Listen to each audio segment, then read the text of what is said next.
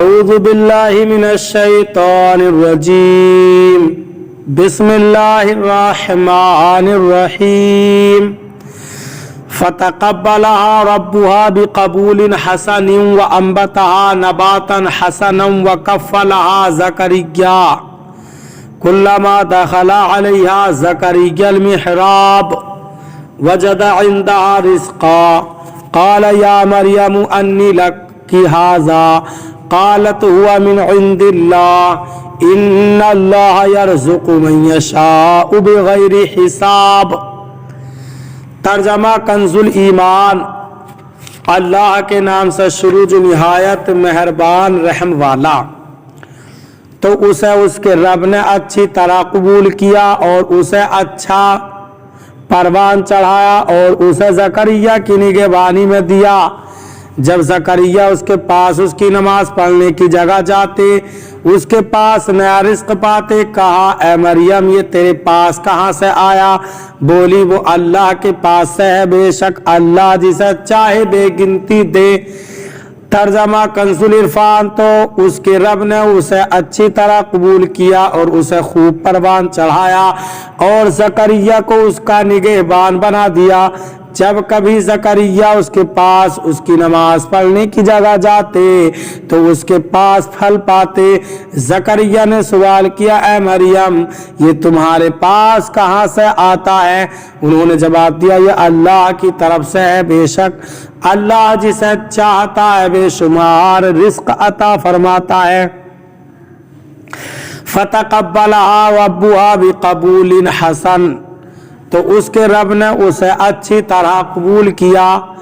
اللہ تعالیٰ نے نظر میں لڑکے کی جگہ حضرت مریم رضی اللہ تعالیٰ عنہا کو قبول فرما لیا اور انہیں احسن انداز میں پروان چڑھایا۔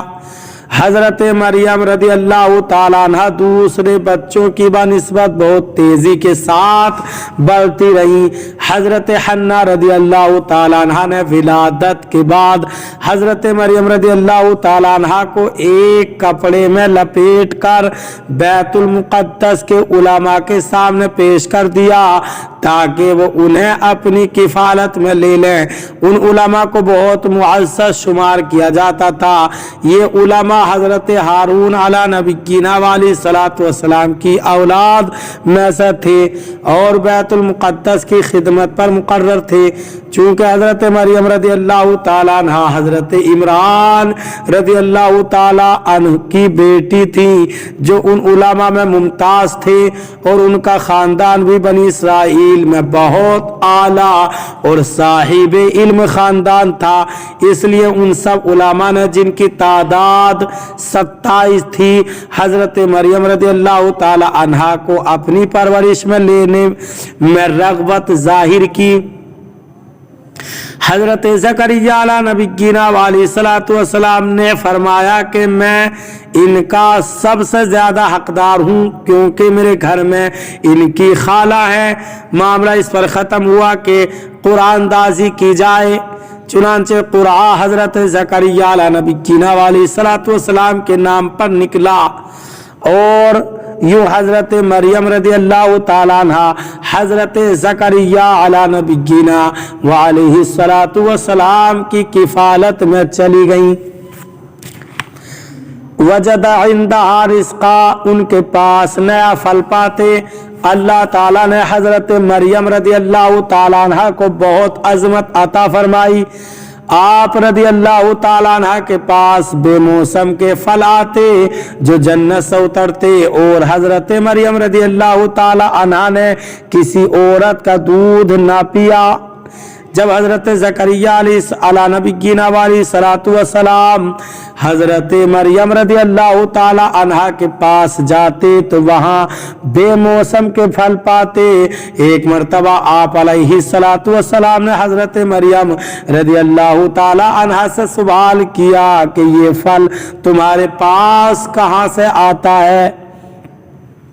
تو حضرت مریم رضی اللہ تعالیٰ عنہ نے بچپن کی عمر میں جواب دیا کہ یہ اللہ عز و جل کی طرف سے ہے۔ حضرت مریم رضی اللہ تعالیٰ عنہ نے یہ کلام اس وقت کیا جب وہ پالنے یعنی جھولے میں پرورش پا رہی تھی، جیسا کہ ان کے فرزند حضرت عیسیٰ علیہ السلام نے اسی حال میں کلام فرمایا۔ حضرت زکریا علی نبینا علیہ السلام نے جب یہ دیکھا تو خیال فرمایا جو پاک ذات حضرت مریم رضی اللہ تعالی عنہا کو بے وقت بے موسم اور بغیر ظاہری سبب کے میوہ عطا فرمانے پر قادر ہے، وہ بے شک اس پر بھی قادر ہے کہ میری بانجھ بیوی کو نئی تندرستی دے دے اور مجھے اس بڑھاپے کی عمر میں اولاد کی امید ختم ہو جانے کے بعد فرزند عطا فرما دے۔ اس خیال سے آپ علیہ السلام نے دعا کی جس کا اگلی آیت میں بیان ہے۔ یہ واقعہ مزید تفصیل کے ساتھ سورہ مریم آیت نمبر 2 تا 15 میں مذکور ہے۔ مذکورہ بالا آیت سے اولیاء رحمت اللہ تعالی علیہم کی کرامات بھی ثابت ہوتی ہے کہ اللہ تعالیٰ ان کے ہاتھوں پر خوراک یعنی خلاف عادت چیزیں ظاہر فرماتا ہے۔ ہنالک دعا زکریا ربا قال رب هب لي من لدنك ذرية طيبة انك سميع الدعاء۔ ترجمہ کنز ایمان۔ یہاں پکارا زکریا اپنے رب کو، بولا اے رب میرے مجھے اپنے پاس سے دے ستھری اولاد، بے شک تو ہی ہے دعا سننے والا۔ ترجمہ کنز عرفان۔ وہی زکریا نے اپنے رب سے دعا مانگی، عرض کی اے میرے رب مجھے اپنی بارگاہ سے پاکیزہ اولاد عطا فرما، بے شک تو ہی دعا سننے والا ہے۔ ہنالک دعا زکریا ربا، وہیں زکریا نے اپنے رب سے دعا مانگی۔ حضرت زکریا علی نبینا علیہ السلام نے جب اس جگہ پر اللہ تعالیٰ کی کرم نوازی دیکھی تو وہی یعنی بیت المقدس کی محراب میں دروازے بند کر کے پاکیزہ اولاد کی دعا مانگی۔ اس آیت سے چند چیزیں معلوم ہوئی۔ ایک، جس جگہ رحمت الہی کا نزول ہو، جس جگہ رحمت الہی کا نزول ہوا ہو وہاں دعا مانگنی چاہیے، جیسے جس مقام پر حضرت مریم رضی اللہ تعالی عنہا کو غیب سے رزق ملتا تھا وہیں حضرت زکریا علی نبینا علیہ السلام نے دعا مانگی۔ اسی وجہ سے خانہ کعبہ اور تاجدار رسالت صلی اللہ علیہ وسلم کے روضے اقدس اور مزارات اولیاء پر دعا مانگنے میں زیادہ فائدہ ہے۔ یہ مقامات رحمت الہی کی بارش برسنے کے ہیں۔ دو، علماء اکرام نے اس جگہ کو مقبولیت کے مقامات سے شمار کیا جہاں کسی کی دعا قبول ہوئی ہے، لہذا جہاں اولیاء اکرام رحمت اللہ تعالی علیہم کا وجود ہو یا جہاں وہ رہ رہے ہوں وہاں دعا کرنی چاہیے، کیونکہ اولیاء رحمت اللہ تعالی علیہم بکثرت دعا کرتے ہیں اور ان کی دعائیں بھی قبول ہوتی ہیں، تو جہاں وہ رہ رہے ہوں گے وہاں دعائیں ضرور قبول ہوئی ہوں گی۔ تین، حضرت زکریا علیہ نبینا علیہ السلام نے پاکیزہ اولاد کی دعا مانگی۔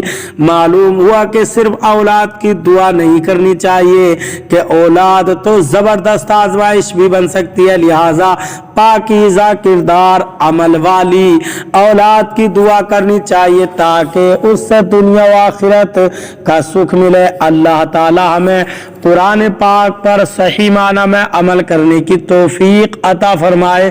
برادران اسلام، آپ تمام ہی حضرات سے گزارش کی جاتی ہے کہ خود بھی قرآن پاک کی تلاوت، ترجمہ اور تفسیر سماعت کیجیے، اپنے عزیز و اقارب اور رشتہ داروں کو بھی شیئر کیجیے تاکہ آپ اس کے ذریعے صدقہ جاریہ کے مستحق ہو جائیں۔